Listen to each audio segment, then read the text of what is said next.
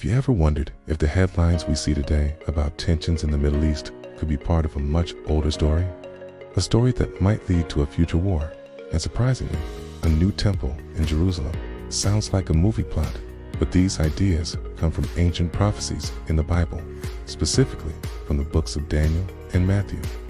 Today, we're going to dive deep into these prophecies and explore the fascinating, somewhat unsettling possibility of a third temple in Jerusalem and its potential connection to future global conflict.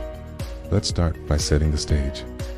Jerusalem is a city holy to three major world religions: Judaism, Christianity, and Islam. At its heart is the Temple Mount, known to Muslims as Harim al-Sharif. This is where the first and second Jewish temples once stood. Today, it's home to the Dome of the Rock and Al-Aqsa Mosque, some of Islam's holiest sites. The second temple was destroyed by the Romans in 70 AD, and for nearly 2,000 years, there has been no Jewish temple. But what if that's about to change? Let's travel back in time, about 2,500 years, to the prophet Daniel. In Daniel chapter 9, he receives a stunning prophecy about the future of his people and Jerusalem. An angel tells him about a timeline of 70 weeks. Now, most scholars interpret these weeks as periods of 7 years, so 70 weeks would be 490 years. The prophecy details events that would happen during this time, including the coming of a Messiah and the rebuilding of Jerusalem. The first 69 of these weeks, or 483 years, are believed by many to have culminated with Jesus' arrival. But the prophecy also speaks of a final 70th week of future 7-year period that seems to have been put on pause. It's during this final 7-year period that things get really intense. According to Daniel 9 verse 27, a future ruler, often called the Antichrist in Christian theology, will make a covenant or a firm treaty with many for 1 week, that is, 7 years. This treaty is often interpreted as a peace deal, likely involving Israel and its neighbors. For the first half of this 7-year period, it seems like things will be peaceful. But then, something dramatic happens. The verse says, "In the middle of the week, he shall bring an end to sacrifice and offering," for sacrifices and offerings to stop. They must have first started again. And where would Jewish sacrifices take place? In a temple. This single line in Daniel is a huge reason why so many believe a third temple must be built. This future ruler, after brokering peace, will suddenly turn against it. He will stop the temple worship, but he doesn't just stop it. The prophecy says he will set up an abomination that causes desolation. This is a very powerful and negative phrase in the Bible, suggesting a profound act of sacrilege within the holy place. This act of desecration is the trigger that leads to the final, catastrophic period of conflict before the end of this age. So, according to Daniel, a rebuilt temple isn't just a possibility. It's a central stage for a future drama involving a peace treaty, its betrayal, and the outbreak of a major conflict. Now, let's fast forward about 500 years from Daniel to Jesus. In Matthew chapter 24, Jesus' disciples ask him a question that echoes through the centuries. What will be the sign of your coming and of the end of the age? Jesus' answer, known as the Olivet Discourse, is a detailed prophecy about the future. He talks about wars, famines, earthquakes, and persecution. And then he says something that directly connects back to Daniel's prophecy. In Matthew 24 verse 15, Jesus says, "So, when you see the abomination of desolation, spoken of by the prophet Daniel, standing in the holy place, let the reader understand then. Let those who are in Judea flee to the mountains." Jesus is not only confirming Daniel's prophecy, but also giving it a crucial detail. This abomination will be seen standing in the holy place. Again, for there to be a holy place in Jerusalem in this context, it strongly implies the existence of a temple. Jesus warns that when this event happens, it will signal the beginning of a great tribulation, a time of unprecedented trouble. This is the same period of intense conflict that Daniel's prophecy hinted at following the breaking of the covenant. So, Jesus essentially takes Daniel's prophecy, validates it, and highlights it as a key signpost for his followers to watch for. The sequence is clear.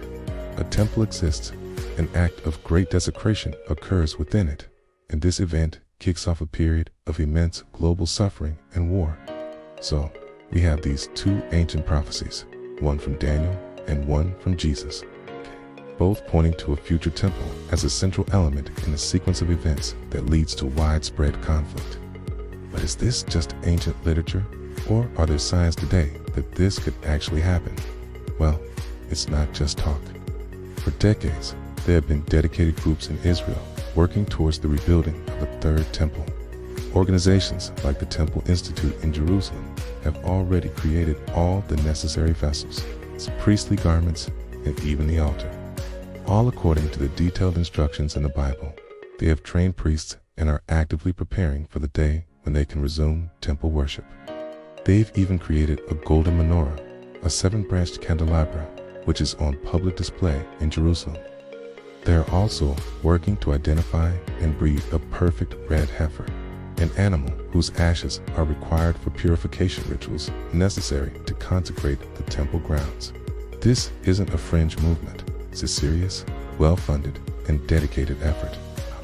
The main obstacle, of course, is the location. The Temple Mount is currently controlled by Islamic authorities, and building a Jewish temple there would be an incredibly sensitive and potentially explosive political and religious event. This brings us to the how. How could a temple possibly be built on the most contested piece of real estate in the world without triggering an immediate, massive war? This is where the prophecy of the 7-year covenant comes back into play. Many interpreters believe that the firm covenant a future leader makes will be a masterful peace agreement that solves the Jerusalem problem. Perhaps it will involve a sharing arrangement on the Temple Mount. Maybe new archaeological discoveries will suggest the original temple wasn't exactly where the Dome of the Rock stands. Or maybe a charismatic global leader will emerge with a solution that seems to satisfy everyone. Under the cover of this unprecedented peace deal, the construction of the third temple could become a reality. It would be hailed as a triumph of diplomacy. For a time, it might seem like peace has finally come to the Middle East. Sacrifices could begin, fulfilling the dreams of many religious Jews. But according to the prophecies, this peace is a facade. It's temporary. It's the calm before the storm. The man who orchestrated the peace will be the one to shatter it by desecrating the very temple he helped to build. So, if a third temple is built, what does this abomination of desolation actually look like? There are a few interpretations.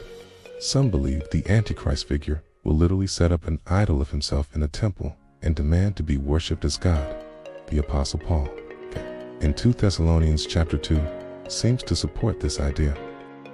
He writes about the man of lawlessness who opposes and exalts himself against every so-called God or object of worship, so that he takes his seat in the temple of God, proclaiming himself to be God. This act of supreme arrogance, man declaring himself God in God's holy temple, would be the ultimate sacrilege.